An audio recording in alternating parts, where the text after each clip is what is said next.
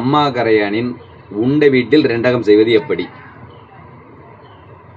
மதிமுகவின் மாவேல்ராஜ் அவர்களின் கருணையால் நீ புதூர் சேர்மன் ஆளாக்கிவிட்ட அவர் குடும்பத்துக்கு என்ன செய்தாய்? அப்பா அப்பா என்று அழைத்தாயே, அப்பக்கார பயல் என்று அவர்களுக்கு தெரியாது.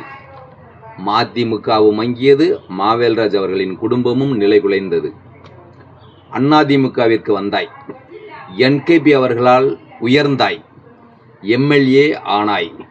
என்கேபி அவர்களின் குடும்பத்தை அரசியலில் தலைதூக்க விடாமல் பார்த்து கொண்டாய். என்கேபி அவர்களை அப்பா அப்பா என்றாய். அப்பக்கார பயல் என்று அவர்களுக்கு நன்றாக தெரியும். தீட்டிய மரத்திலே பதம் பார்க்கும் திருட்டு பயல் நீ. ஓபிஎஸ் பக்கம் 2 நாள் போனாய். ஓபிஎஸ் அவர்களை அரசியலிலிருந்து ஒரேடியாக ஓரங்கட்டப்பட்டார். அமைச்சர் கீதா ஜீவன் அவர்களால் திமுகவிற்கு வந்தாய். வந்ததும் அவர்களை மதிக்காமல் அமைச்சர் அனிதாவுடன் பயணித்தாய். ஏற்றிவிடும் ஏணியை எட்டி உதைக்கும் ஏமாற்று பயல் நீ. ஏற்றிவிடும் ஏணியை எட்டி உதைக்கும் ஏமாற்று பயல் என்று எல்லோருக்கும் தெரியாதா?